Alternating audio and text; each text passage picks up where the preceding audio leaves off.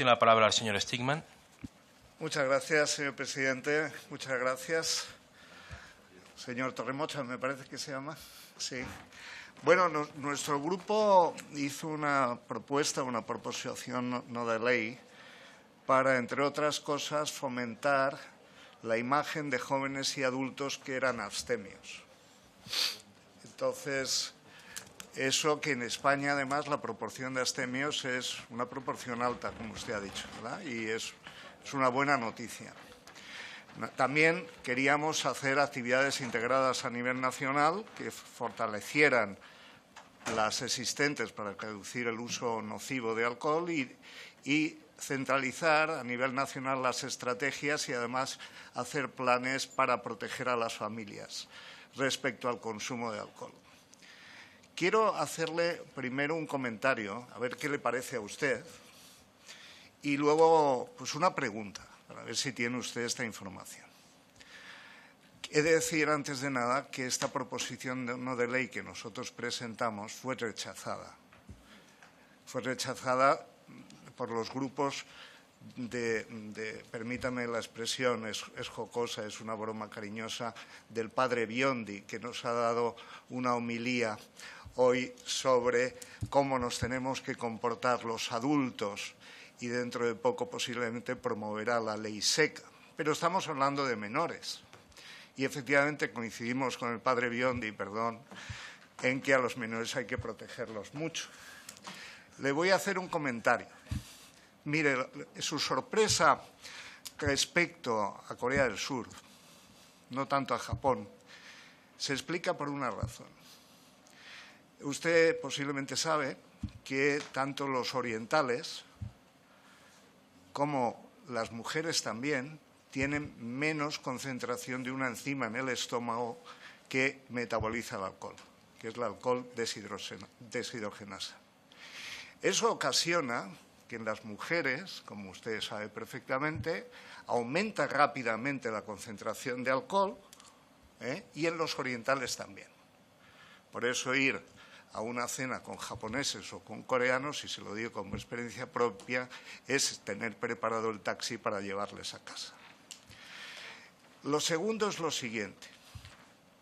Yo quisiera preguntarle cuál es su opinión de por qué comunidades que tienen una tradición, aparte de la tradición de borrachera, que se ha importado a España desde otras, perdón por la cursilería, latitudes, esa tradición no existía en España. Esa tradición ha sido importada y ha sido una importación muy mala. Y quería saber su opinión. Esa tradición, además, está asociada al uso de bebidas de alta graduación, bebidas espirituosas. Entonces, ese es un matiz que me gustaría que usted aclarase, porque usted es representante de estas bebidas de alta graduación. Y la segunda pregunta es la siguiente. Claro, sabemos que efectivamente podemos medir el contenido de alcohol. Sin embargo, hay que diferenciar bebidas de bebidas por otros componentes.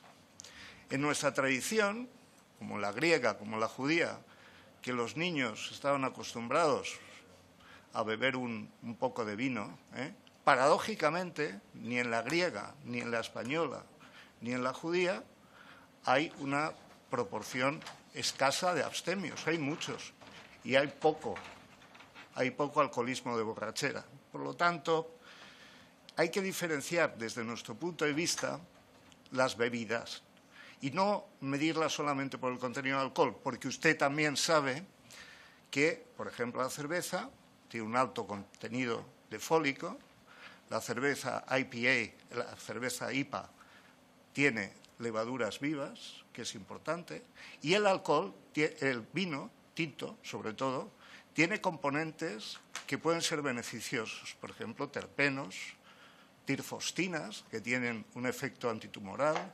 quercetinas, un efecto antioxidante. Por lo tanto, desde nuestro punto de vista, lo que nos interesa que ustedes nos digan, los expertos, es si hay estudios que comparen esos efectos de un tipo de bebida como el vino, unido a nuestra tradición mediterránea, y las bebidas espirituosas de alta graduación que no tienen esos componentes beneficiosos. Por lo tanto, y concluyo, señor presidente, todo nuestro apoyo a su campaña para el uso del alcohol en los menores. Eso es algo que tenemos absolutamente claro por los efectos neurotóxicos sociales que tiene, pero también inquirirle sobre estas pequeñas diferencias que pueden ser muy importantes entre distintos tipos de bebidas que contienen alcohol. Y muchas gracias.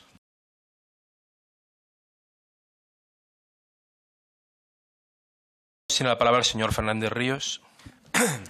Gracias, señor presidente. Señor Rodríguez de Blas, muchas gracias por el esfuerzo de venir hoy aquí a esta comparecencia.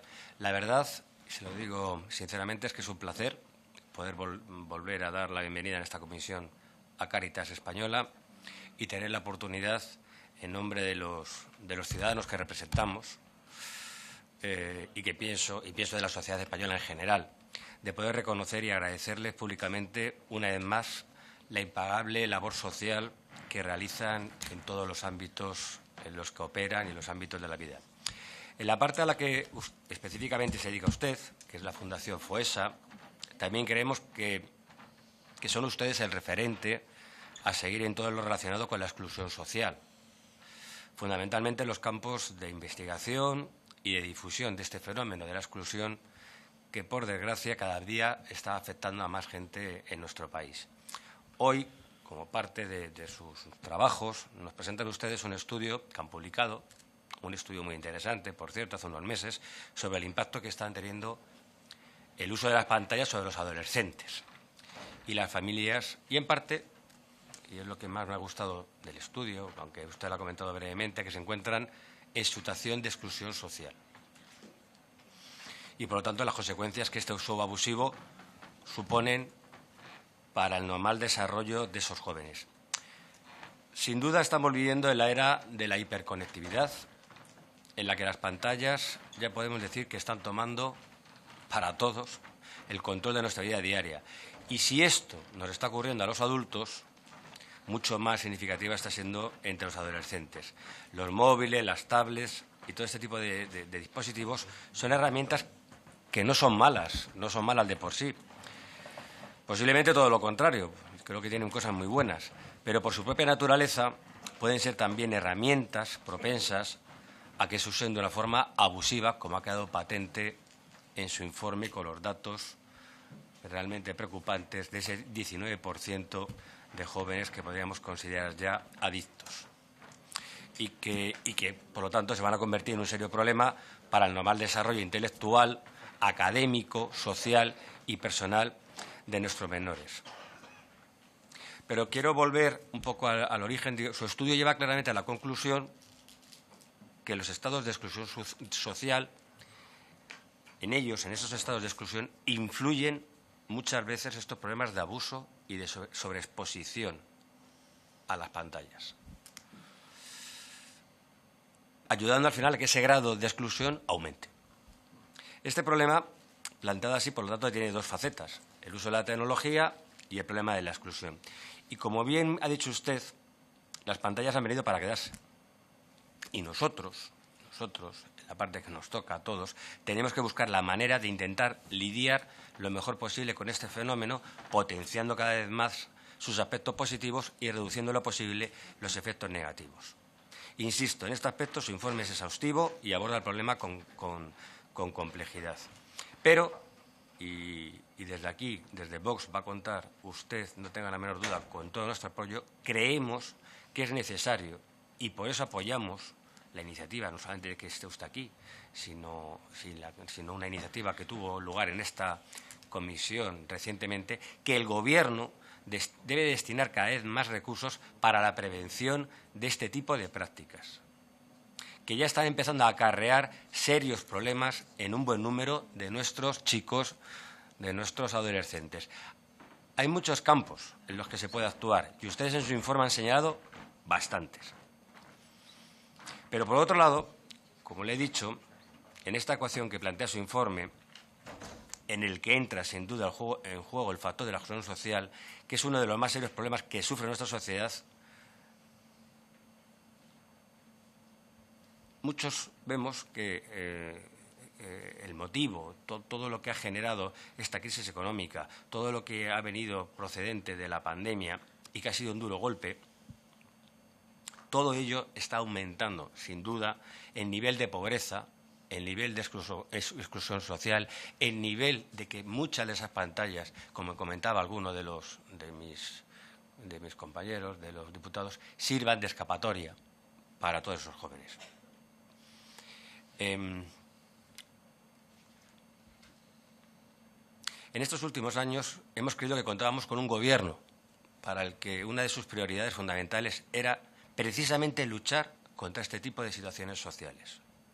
Resulta que aunque esta crisis ha atacado a toda la sociedad europea y mundial, pero me centro en Europa por igual, aquí el gobierno del señor Sánchez, gracias a su nefasta, para algunos, incluso diríamos a veces ilegal de gestión y la puesta en marcha de muchas políticas económicas extrañísimas, verdes, proverdes, globalistas, con las que están asociados, todo esto, y sé que alguno sonríe, todo esto nos lleva a un dato. Y según el informe Aroca de 2020, que no creo que sea un informe sospechoso, lo único que se ha conseguido desde el Gobierno es que España, en las diferencias respecto a Europa, tanto en los indicadores de desigualdad, de exclusión, de pobreza, de vulnerabilidad, se haya disparado de una forma generalizada, situándonos muy por encima de lo que hoy es la media de nuestros países vecinos. En el año 2018, en todos estos indicadores, España era el sexto, séptimo país por la cola. En 2021, gracias a la fabulosa gestión, España ha conseguido llegar ya al podium y ocupamos el tercer lugar entre los países con mayor pobreza, índices de exclusión. Así que, y con esto acabo, presidente, insisto, muchas gracias, señor Rodríguez y señores socialistas. La historia es que es terca, pero se repite una y otra vez. Esto no consiste en subsidios de 400 euros para videojuegos o rollos varios. No. Con eso vamos a ayudar muy poco a esas familias, con eso vamos a evitar mucho este problemón que tenemos con las pantallas y vamos a evitar que muchos de esos adolescentes entren en esa exclusión social. En lo que tenemos que, por lo tanto, invertir nuestros, y voy a citar una y otra vez esta palabra, limitados recursos, es en la concienciación de nuestros chavales, de nuestros jóvenes, de problemas tan serios como los tratados hoy. Muchas gracias, señor Rodríguez. Muy bien.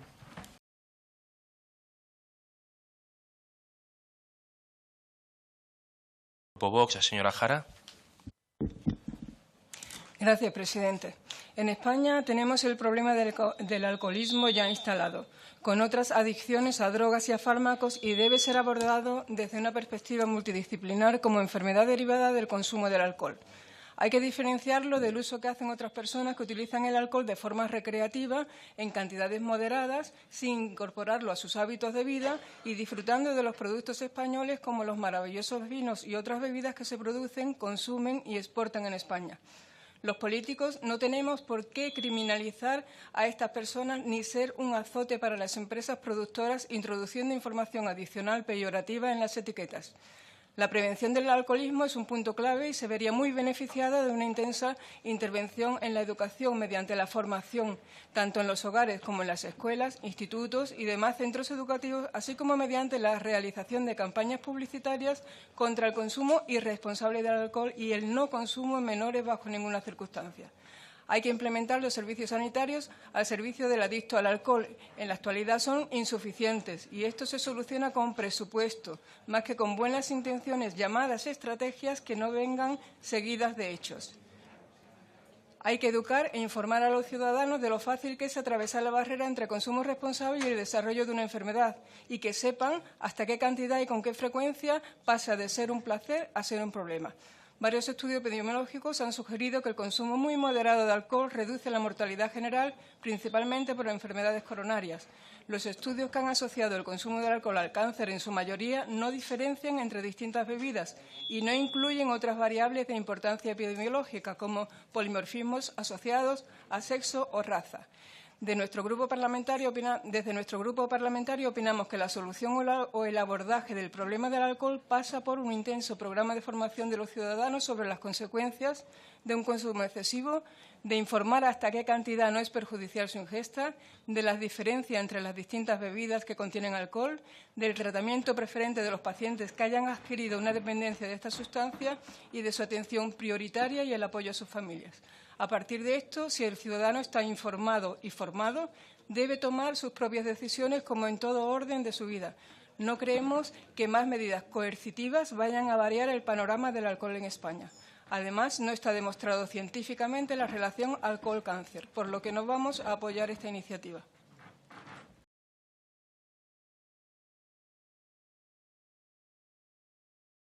Por el Grupo Vox tiene la palabra el señor Stigman.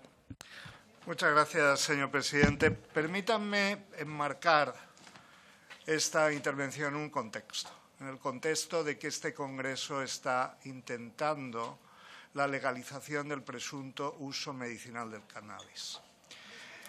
Vulnerable, quien puede ser herido o recibir lesión física o moralmente.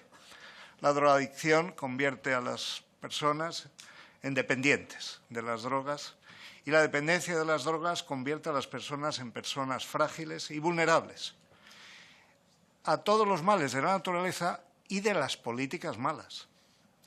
Y esta situación de vulnerabilidad debe ser atendida y la proponente ha incidido además en los aspectos de inserción laboral. Yo creo que con mucha justeza ha mencionado una ONG, el Proyecto Hombre, que tiene toda nuestra simpatía y apoyo. La vulnerabilidad es el origen de la ética, porque el sufrimiento genera naturalmente esta capacidad de simpatía, empatía que tiene el ser humano, y lo sabemos los médicos y es el origen de la bioética. Pero no es cierto, señorías, que las personas drogodependientes se unen así a una masa ingente de personas vulnerables que ha generado en España la mala gestión de la pandemia y la mala gestión de la crisis económica que ha hecho este Gobierno socialista y comunista. Por nosotros, desde luego, podemos estar de acuerdo y estamos de acuerdo en que tenemos que atenderlos, pero para nosotros la situación de vulnerabilidad se extiende a muchas capas de la sociedad. No solamente a los drogodependientes, sino refugiados cubanos, venezolanos, personas en paro. En este sentido, lo que nos sorprende muchísimo es que aquí, al mismo tiempo que estamos intentando proteger a las personas drogodependientes, este Congreso está a punto de aprobar un informe que va a aumentar su número. Y esa paradoja la pagaremos caro y dentro de poco auguro que estaremos viendo cómo aumenta el número de drogodependientes y se presentarán otras proposiciones no de ley bien intencionadas como esta, y a esta naturalmente la apoyaremos, como apoyaremos a las próximas, pero avisando de que este problema de la drogodependencia ustedes tienen la mano alta y el poder de evitar aumentar el número de drogodependientes oponiéndose a la legalización del uso medicinal de la marihuana. Muchas gracias.